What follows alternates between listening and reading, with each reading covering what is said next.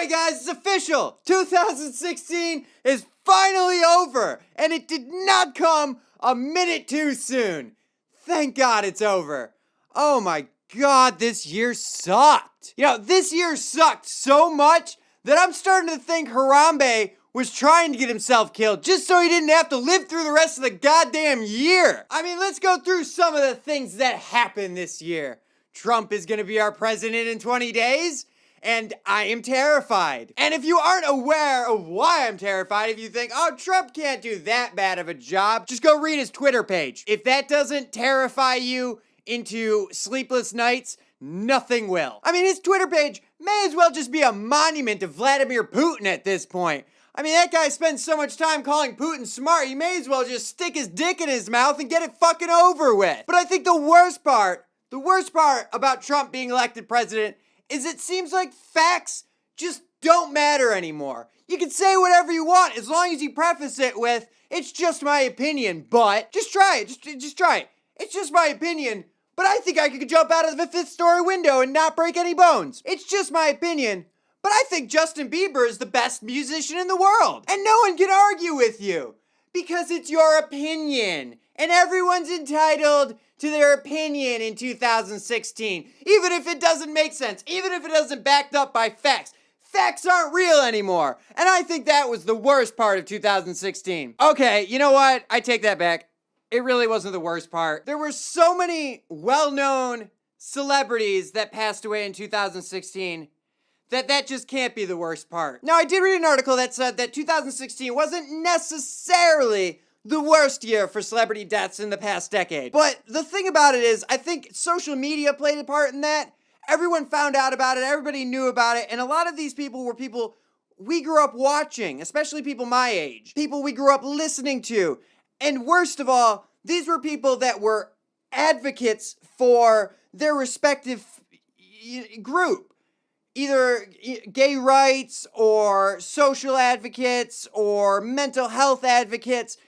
And in a time where Trump is in charge and trying to set the world back 60 goddamn years, losing those people really did do a number on us. We really need more advocates in the world because honestly, we're all fucking doomed. But let's go over some of the well-known celebrity deaths. Some of these hit me harder than others, but some of them you might not even have ever heard of. So let's start here. We've got David Bowie, singer. Alan Rickman, he played Severus Snape. Fidel Castro. Who the fuck wrote this script? I'm not celebrating Fidel Castro's life. Fuck that. Why would I celebrate a dictator's life? That doesn't sound like a good idea. Gonna get a bad rap around here. Ooh, let's just skim over that. There was also Gil Hill. He played the inspector in Beverly Hills Cop. One of my favorite movies of all time. There's also Nancy Reagan. Seriously, who the fuck wrote this script? Stop putting stupid people on here. Nancy Reagan started the war on drugs, if you weren't aware. Not someone I intend to celebrate the life of. I don't know where people get this idea that the Reagans were like gods among men, but they weren't. They were terrible. There was also Sir George Martin. He helped the Beatles. Merle Haggard, Prince. They were both musicians and very well known. Prince is one of the advocates I was talking about. He was kind of one of those people who were like, be comfortable in your own skin. Don't conform to society's norms. And that is definitely something we need. There was also Muhammad Ali. He was an advocate in his time and very well known for being very outspoken. Pat Summitt, Buddy Ryan, they were huge factors in their respective sports. Gene Wilder played Willy Wonka. Now, admittedly, Willy Wonka scared the crap out of me when I was a kid, but Gene Wilder was phenomenal. Arnold Palmer, he was just a really good golfer. You know, if you're into golf, he would affect you. Alan Thicke, he played Jason Seaver in an 80s sitcom that I watched way too many reruns in the early 90s of. There was also, of course, John Glenn. Craig Sager, who was, you might not know who Craig Sager was, but he did a lot of sports announcements, and he was always known for his really flashy suits. You couldn't miss him when he was on the sideline. George Michael, gay rights advocate. Another one of those be comfortable in your own skin type of people. And Debbie Reynolds. Now, those weren't all the celebrity deaths in 2016, obviously, but those were some of the ones that were more well-known to me, more personal to me. And it's sad to see that many quality, really, people go in one year. I mean, seriously, heaven must be having one hell of a concert right now. Kind of want to go join them. It seems like fun. At least I won't have to deal with Trump in 2017. Now, you might notice one very, very glaring omission to that list. And honestly, it was the death that affected me the most since Robin Williams passed away. And I don't really get wishy-washy with celebrity deaths because I don't know them. They're not really all that personal to me. But Carrie Fisher passed away just before the year ended.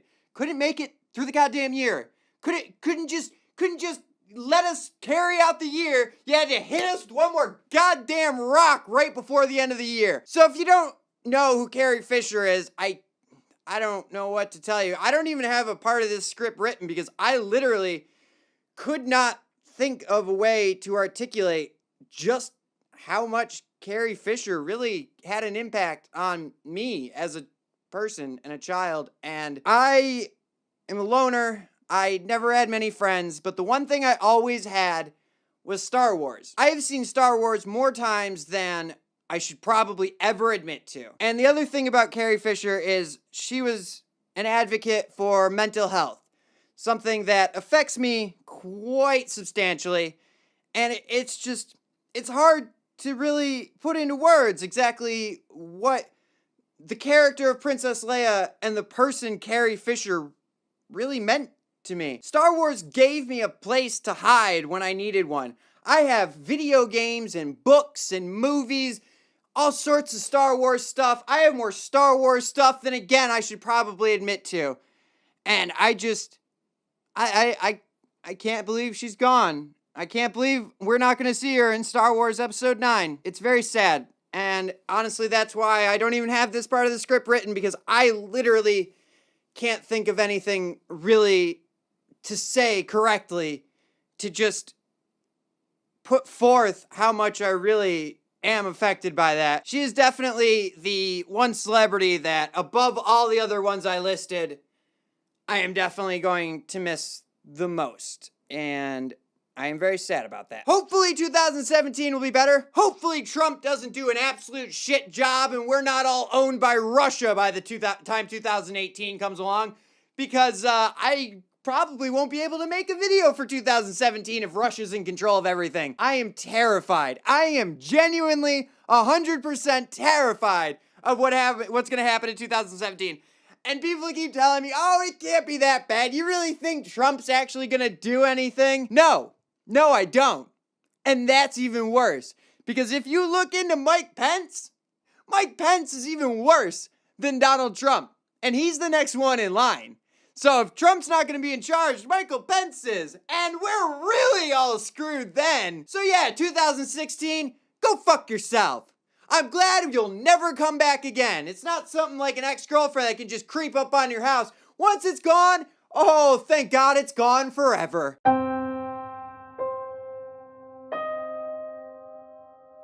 Also, before I close out, thank you all very much for watching my channel in 2016. It really does mean the world to me that you guys enjoy my content, you guys watch, and you guys comment and like and subscribe and all that stuff. It really does mean a lot to me. As much as it might seem at times I'm not taking shit seriously, or I'm just, making crappy, stupid attempts at comedy videos just for the sake of views. I'm not. I'm doing it because I think you guys enjoy them. I don't know. It seems like you are. And I just want you guys to know that it does mean a lot to me that you guys are watching, that you guys are, interacting with my content, interacting with me. Because as I said earlier, I am just a lonely guy. I don't have very many friends, or really any at all. So I started doing my YouTube channel to interact with people, and I feel like I'm actually getting some interaction, and it really does mean a lot to me. So thank you, and hopefully I can do better in 2016.